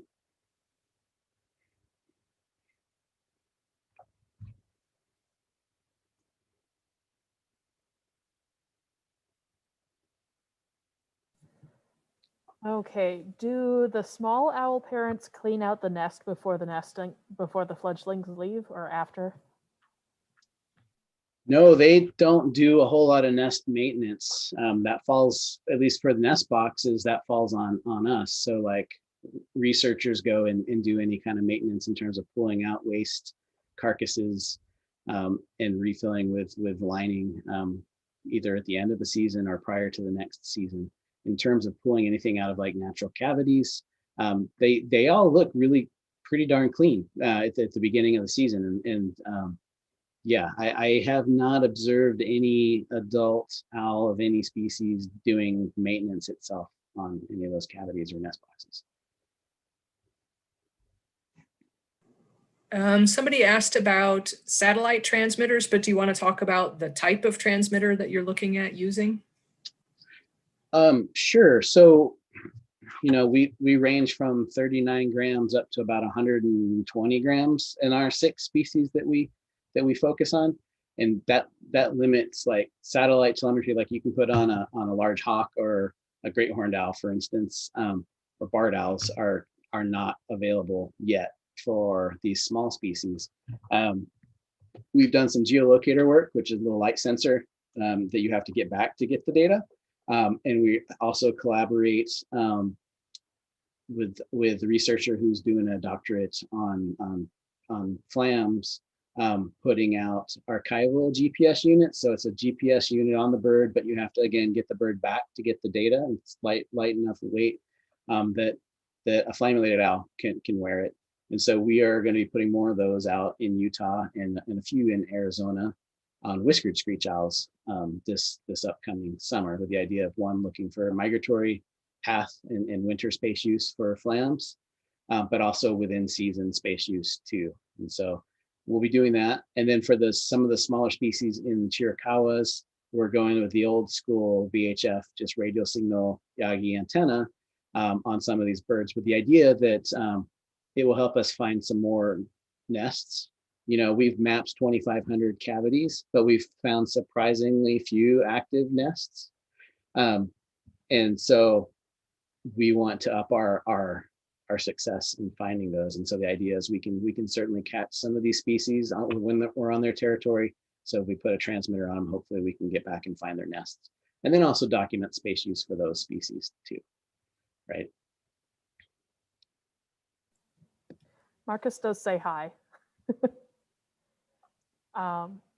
And have you found ferruginous pygmy owls as well as northern pygmies, or are they further west of your Arizona location? They are, I believe, further down at lower elevations than we work in Arizona. So ours are all northern pygmy. I'd love to be able to go down further and actually spread out and do some survey work on the different mountain ranges, different sized sky islands, if you will. Logistically, that will take some better funding and more time, but it'd be very interesting. Are any small owl species or larger ones endangered at the moment, as far as you know?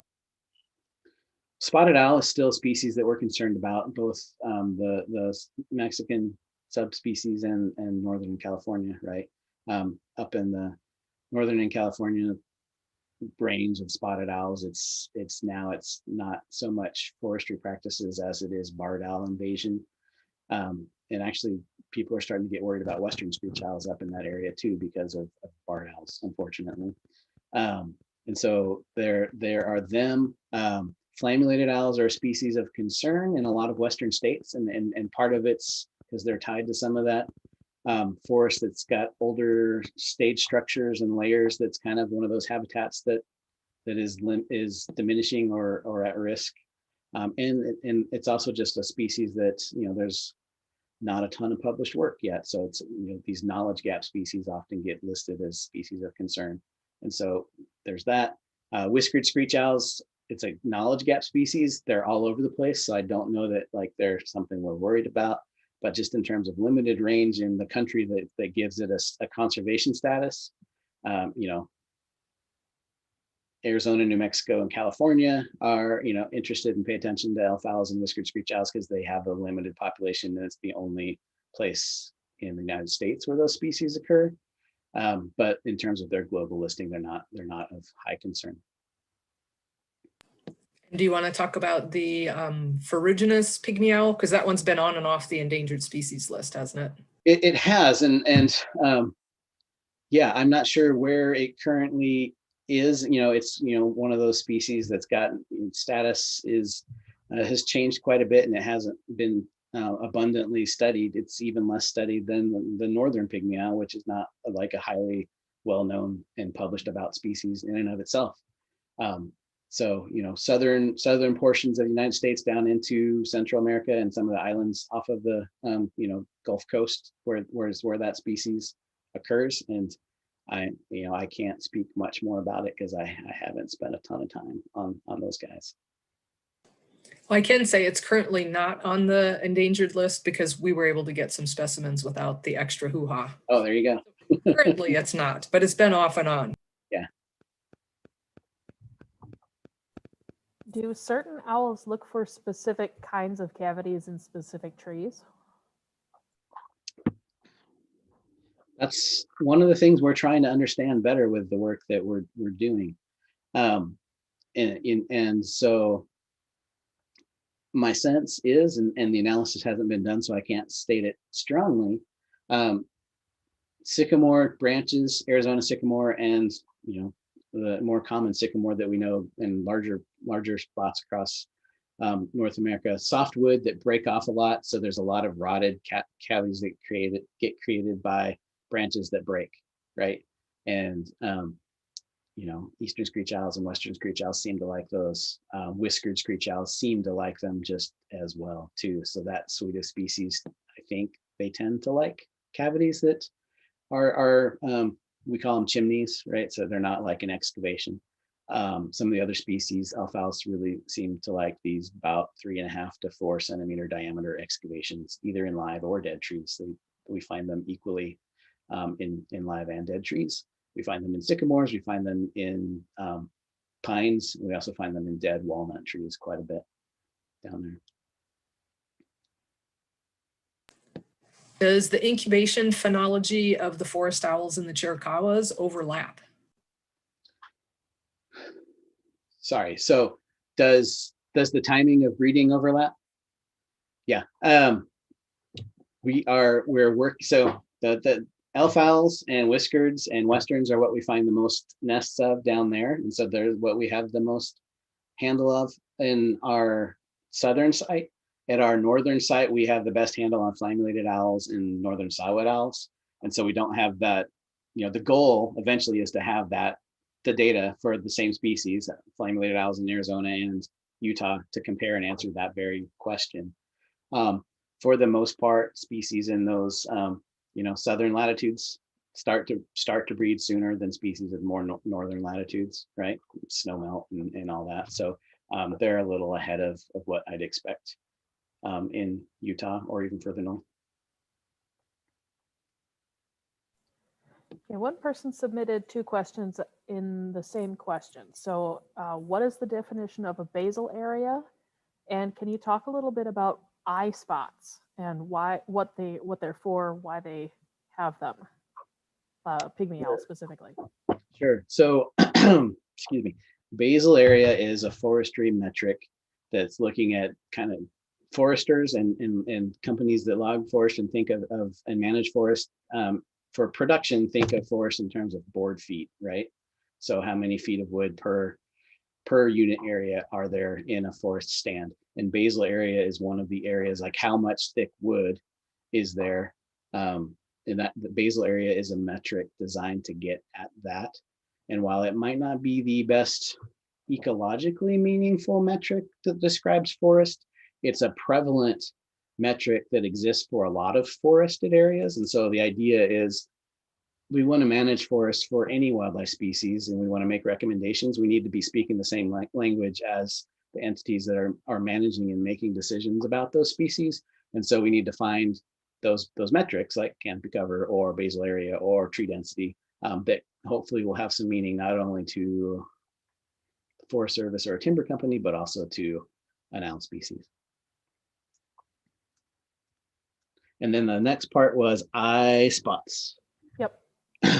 So pygmy owls have eye spots. American kestrels have eye spots. There's some other species that have eye spots. And so, you know, the predominant thinking about those eye spots is that a lot of predators won't come after you if they think you're looking directly at them, right? And so if I've got things that look like eyes on the back of my head, then maybe if you're a bigger owl and I'm a northern pygmy owl, or you're a Cooper's hawk and I'm a northern pygmy owl, you won't come after me if you think I'm looking at you, because you know I'm going to get away, right? So that's one of the thoughts behind those eye spots. Same thing for American kestrels and pygmy owls. Imagine if you're an owl that's down incubating eggs or brooding young in a tree cavity, and a potential squirrel or predator comes and looks into the tree cavity, and it looks like you're looking up at them because it's the back your eye spots, right? Then you may be less likely to go into that nest and take it over or do harm, right? And so that's been the kind of long running explanation for eye spots. But there was also a recent paper, and I apologize for not being able to recall who put it out right now, but that suggested and sort of showed evidence that, at least in terms of pygmy owls, but because they are a diurnal predator, they hunt a lot, and because they hunt birds, and if they're looking around, if you're a small songbird and you think a predator spotted you, right, you're either going to freeze or you're going to flush, right? And the idea is that if I have these eye spots that, like, maybe secondarily, besides protection for me, the eye spots on a pygmy owl may flush more birds as the owl is turning its head and looking around. And I think that the paper had some pretty good support data that suggested that could be the case. So that's an interesting, some of these adaptations don't only have, one benefit. Okay, so screech owls like to sun their, have their faces in the holes of their cavities sometimes. So one person is wondering the best time of day, temperature, or basic weather for finding screech owls with their faces in the nest cavities. That's the magic question, right? So you can see them. Yeah, I don't know. I think my sense when I've found birds doing that, it's either early in the morning as the sun's coming up. They're getting that last little bask before they go down and roost for the day, or as the sun's going down, they're just waking up, right? And so, middle of the day, probably less likely, unless it's like super cold and, there's a thermoregulatory, component to coming up and sunning yourself. And so there's going to be, internal temperature of the cavity and what the weather is like outside. And if it's been gray for forever, Western Screech-owls in Seattle might pop up in the sun shower more often than the Western Screech-owl in Salt Lake City that gets a lot of sun, for instance. So I don't know that anyone's shown a really strong correlation, and I don't have the magic answer to that. What are the criteria for determining what exactly is a cavity? Is it any size, or does it have to be a minimum size? Yeah, so that's the good question, and we spend a lot of time with our teams right at the beginning saying, how do we define a tree cavity? And so it can't just be a cup, right? So it's got to have an entrance that is 3 centimeters or more in diameter, so an alfalfa could get into it, right? And it also has to be able to go down and have some depth to it, right? So sometimes we, for these small owls, just like a little bowl that's the start of a cavity, we don't consider that a cavity, and we wouldn't map it in a given year, but it might become one in the future.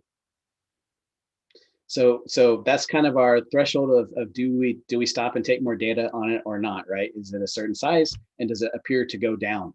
And then we can look in and inspect the cavity. We collect data on what's in it, whether it's filled with cobwebs or anything else. So we collect data on a lot of cruddy cavities, to be quite honest, but that's because that could change over time, right? And we just want to know what's out there for an owl to use.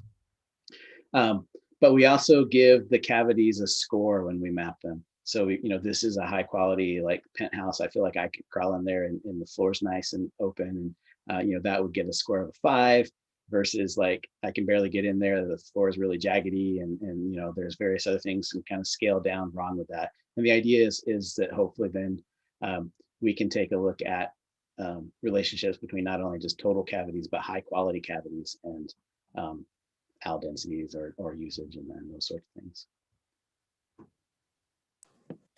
Do you or other organizations take data on food density in breeding territories and how that might change with climate change? Yeah, so Marcus and our teams, Marcus has been doing this in Utah for a long time, but sampling essentially potentially available food resources in terms of arthropods in different territories, and relating that to to nest success and weight gain and loss of nestlings and adults, right? And so he's been gathering a lot of that data and finding some interesting stuff. And definitely, I don't want to speak for him, and maybe he'll, he'd be another great person to give a talk, but like finding some relationships between snowpack in the preceding winter and spring and insect availability that spring and summer and owl success, right? So there's definitely correlations, and we are working on collecting data to understand that.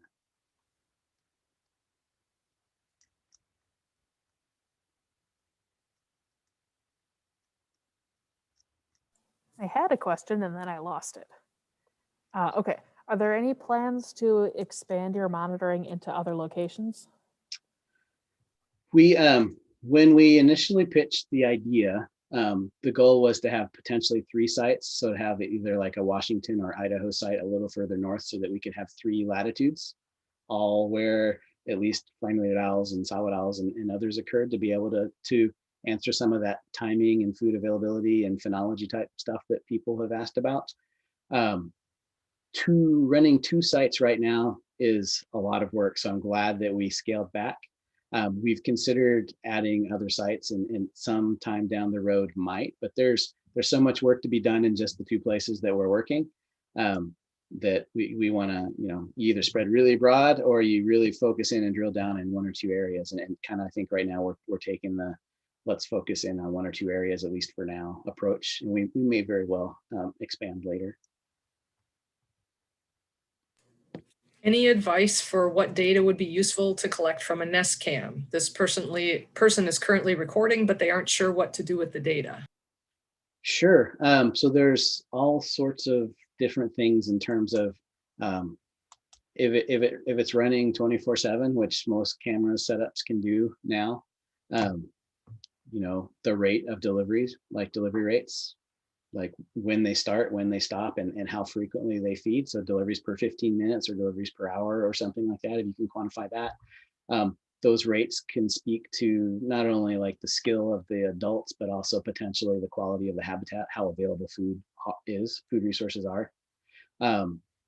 Also, if it's high enough resolution, just documenting for some species, I don't know what's using the camera that the person's asking about, but for most of the species that I just talked about and that we work with, there's not a lot of food habit information. So just what are they bringing in? Like if, down to the lowest resolution that your camera would allow, right? So, insect, bird, mammal is a good place to start, but if you can get a little further down to that's pretty useful too. And if you can save those tapes and send them to us or someone else that's like a expert on entomology in the region where you live, that could be potentially useful. The nice thing about the digital age is that storage is pretty cheap, and you can save a lot of that. Then it's a matter of finding the time and the people to go back through and process it. But yeah, there's a lot of good information that can come from those. And this past summer, Marcus spent a lot of time putting up a camera system in a lot of the boxes in Utah that we use, and got a lot of great information, and is processing that right now. So we'll hopefully learn some of that information about Flammulated owls a little more.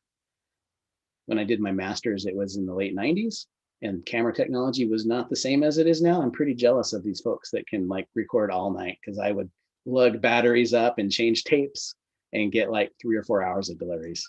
And it's amazing what we can do now. Here's a fun question. Do you play owl songs on your guitar for the teams? I don't know. We encourage people to try their great horned owl when we're out, and if we're not doing a serious survey, practicing doing a Flammulated owl or other species. But when we're doing our actual surveys, we broadcast with audio lures of real birds, figuring that they know what they're doing a little bit better than we do. I think they were asking about songs about owls. Oh, no, but that's an even better question. I should write a song about each species. That just gave Marcus and I stuff to do in our spare time. Thanks. Do you recommend a particular kind of nest box that accommodates and is safe for various small owl species, or should they be different types of boxes for each species? So there are a lot of plans for different species on the Cornell site has a lot of nest box plans for different species. For flammulated owls, again, I mentioned before how we seem to get pretty high use of the boxes that we use. So we have plans that anyone interested in that species, I would recommend they go with that. But for some of the other species, like I wouldn't expect to see like an elf owl use the same kind of box that a Western Screech or a Flam would use, just because the nest opening is big and that would put them at risk of having to compete or be at risk of larger things coming in. But again, that's one of the things we hope to get more finer resolution on understanding when we finally do put nest boxes up at our Arizona site, see who uses them and if there's a plan that maximizes the number of species that might use it. There are a few boxes on the station in Arizona, but they have not been used since we started working there. So about your volunteer stuff, someone asked a very specific question, but I'm going to generalize it. Do you have any age or ability requirements or restrictions for people who can volunteer? Yeah, no, that's a good question. Like I said, we've had 14 up to 83-year-olds be part of our team. Earthwatch does a pretty good job of screening and making clear what what your physical abilities need to be to go on a different project. And so we've got a list for ours. Earthwatch has teams that do turtle research and shark research and like all over the globe. So they have to think about a lot of stuff. What we really require is that you need to be able to walk in rough terrain, carry some gear, hold the pole up, right? And be in, if you've got any underlying health concerns, it's one of those things that we need to know about and assess whether or not it's, it works for you to come on one of the teams.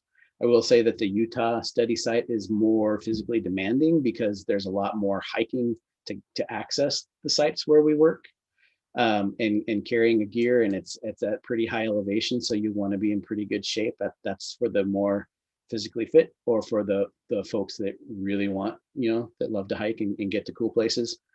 We do a lot of the same hiking in Arizona, but just because of the nature of the canyon, corridor like landscapes that we work in, and if there's roads, we don't have to necessarily like hike, 2 miles in to get to our study area, because we kind of live in the study area down there.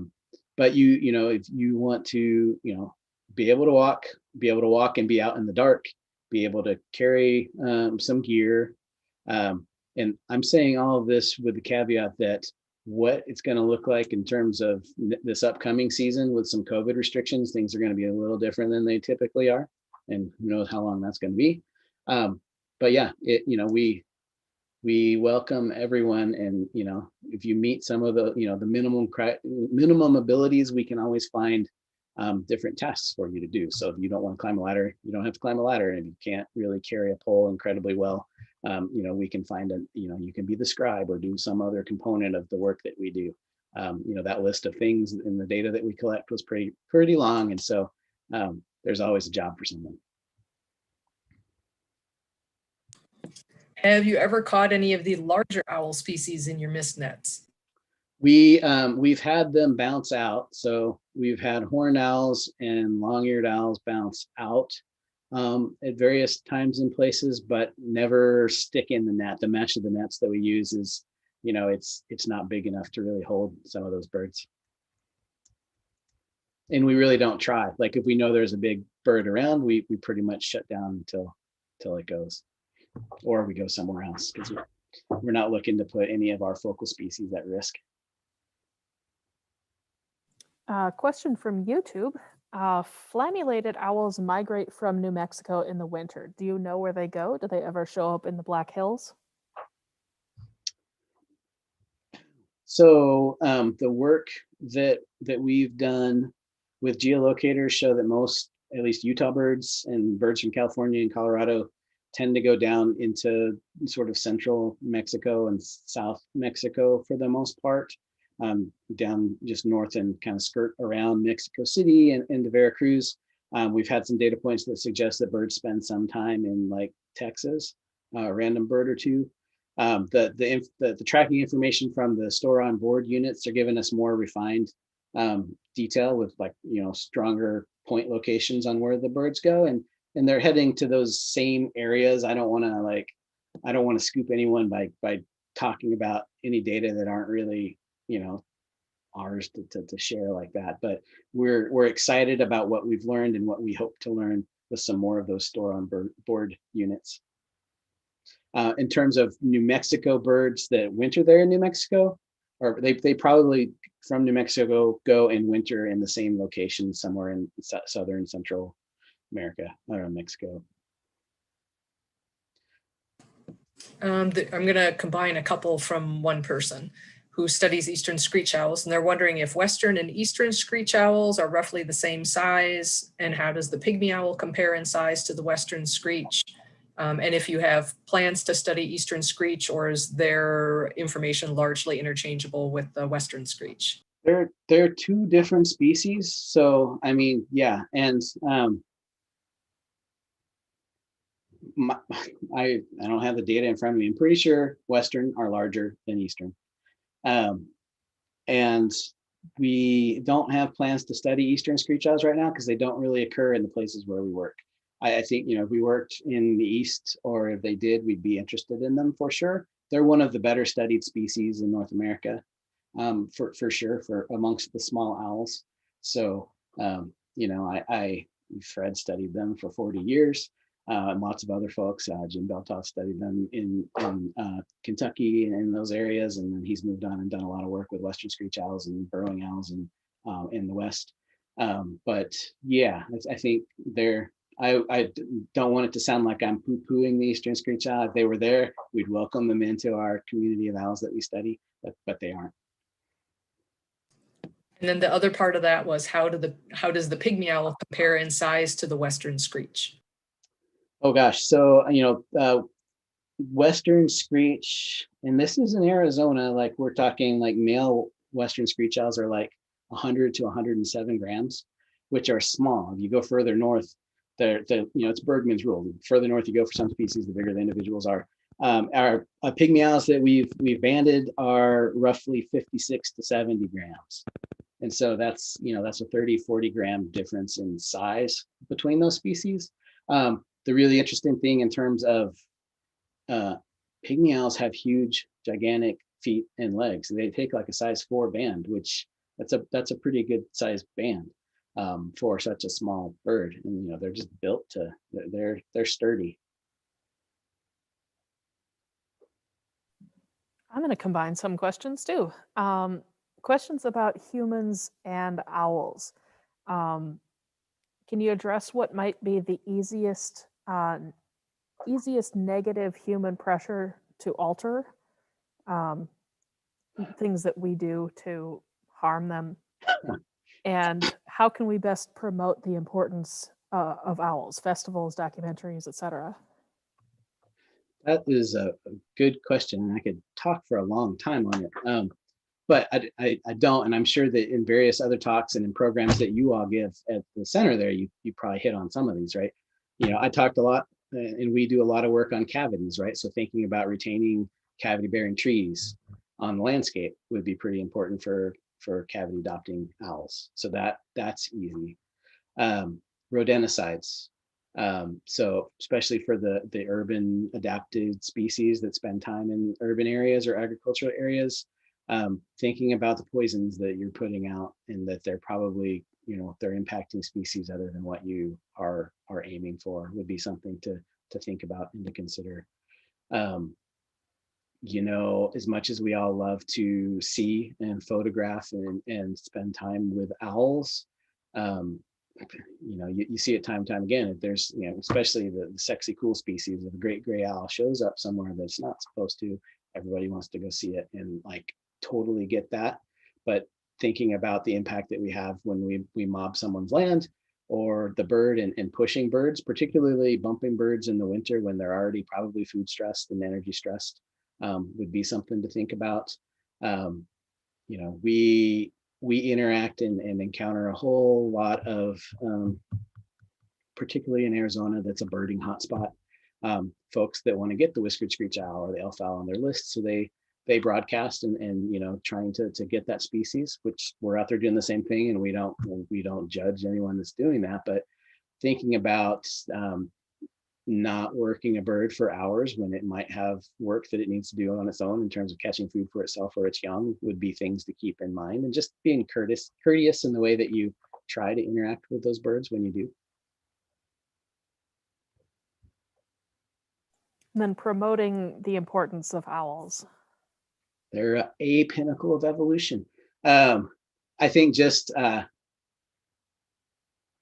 seminar series like this, centers and groups like you guys, the International Owl Center and Hawkwatch, and the research that we do, and sharing owls with people. It's that I just talked about trying to be mindful and considerate, but having, you know, it's that fine balance between engaging people with owls, but engaging them with owls in the right way so that they appreciate them, and then we can also maintain owls on the landscapes wherever we are, is important. I think projects like ours, where you get to spend a week in the field with biologists and actually get to be in the habitats and interact with owls, whether you know, you're trapping adults or you're banding and taking measurements on nestlings out of nest boxes. That connection is really important. And so, you know, you've got to value something before you can conserve it. And experiences like this, or programs, and just sharing about how cool owls are, that gets people to value them. And that's the first step. I'm going to combine a couple of questions. So what are the elevations that you're working at? And you have different species at different elevations. Sure. So we are roughly 6,000 to 7,000 plus feet in Utah. And so there we get pygmy owls occur. They're not super abundant. Saw-whet owls are there, and flammulated owls are there. You have to go a little lower in elevation in Utah to get the Western Screech-owl. They don't seem to occur up that high. They're down in the valleys. Saw-whet owls also go down in the valleys. In Arizona, we are at roughly 5,200 feet all the way up to 8,000 feet. So we've got a pretty good span of elevation there too. Down low, we get all 6 of our species. They occur. If you go to about 6,800 to 7,000 feet, you still get flammulated, saw-whet, whiskered, and the occasional elf owl. Westerns fall out there too. We really don't get westerns at higher elevations above probably 6,200 feet. And this is me rough guesstimating. I have to go back to the data for sure. And then up high, we get pygmies, flams, and saw-whets, just like in Utah. So they definitely do have some elevational bands, and they kind of fall out. And whether, you know, that's thermoregulatory or habit or vegetation linked, it's probably a little bit of both. But yeah, we get some stratification of owls, except down low where everybody's free for all. And then if you go down to the canyon mouth, you also get burrowing owls. So how has the pandemic affected your research?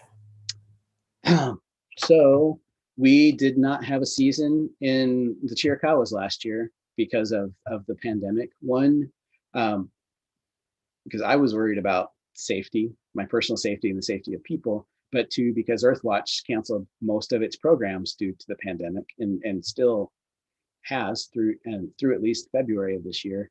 The field station where we worked canceled their season too. So, you know, multiple entities made the decision down there that made it such that we didn't have a field season. One of our board members lives in Tucson, so he drove out and did some survey work for us, a little bit of surveying, but nothing like we normally would. We had a pretty good full season of nest monitoring and camera stuff in Utah, because Marcus and some of his students went there, and along with some Hawkwatch staff that are in Utah helped out with that. So we kept that site going, and our hope is that we'll do that in Utah and get a minimal, at least late summer, if not full season of work in Arizona this year. It's one of those things we don't know the answer yet, but we're optimistic about. It'll probably be, like I said before, if Earthwatch teams join us, I'm expecting there'll be smaller teams because we'll be trying to keep size and people distant, and so some things will be different. We'll have to wipe off cameras and all that stuff a lot more than normal, but that might just be the case for a while. So we'll adapt.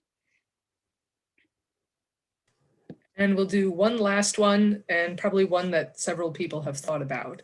This person is traveling to Arizona in the spring. If they travel to the south and east during the day, will they see owls in the Chiricahuas? Or, basically how would you see an owl if you wanted to go out owling in that area, while being respectful of the owls? Sure. If we're running teams, you can join one of our teams. That would be the best. There are lots of guides in that area that live there full time or come there during the season, and a good number of them are very, very good at what they do, and they do it in the right way. And so there's some folks that you could contact. There's always there's a couple famous birds in and around there, like there's Sunny Flats Campground. There's a campground in there, and campsite number 4 has had an elf owl pair nesting there for as long as anyone can remember, right? And so if you go and if you can reserve that spot, you should grab it. But if not, you should think about visiting it, and respectfully, if whoever's there, ask them if you can hang out and watch, as the sun's going down. There's a couple of other spots, and seeing owls is the hard part, as everyone probably knows. If you just want to experience an owl and hear it, just go there and wait till dark, and you're going to hear at least 4 species, most times in the spring easily. My blacked out nighttime slide where I fired all those things up, that is not an exaggeration. Like it's that owly there at certain times. Okay, well, we've hit 3 o'clock our time. You're probably due for some lunch your time. Yeah, So yeah. We very much appreciate you taking 2 hours with us to teach us all a lot more about these owls that don't get all the press that snowy owls and great gray owls and the bigger species get. So very fantastic. Thank you for doing that. And thank you for everybody who joined us. Those of you who are helping to support this series, and the Carl and Verna Schmitz Foundation for sponsoring this particular program. Next week's program, I'm actually going to be doing next week's. I normally wouldn't put myself as part of the series, but we're rolling our World Owl Hall of Fame Award winners into our virtual Owl Expert Speakers series. And awkwardly, I won one of the awards this year. So I'm going to be talking about great horned owl vocalizations. And instead of being the dry, boring scientific presentation version, this is kind of the juicy version of behavioral interactions of about 24 different captive and wild owls over about 15 years. So you can register for that on our website. And we're planning to continue this series through March 7th. So join us again, and thanks for coming. And thank you again, Dave.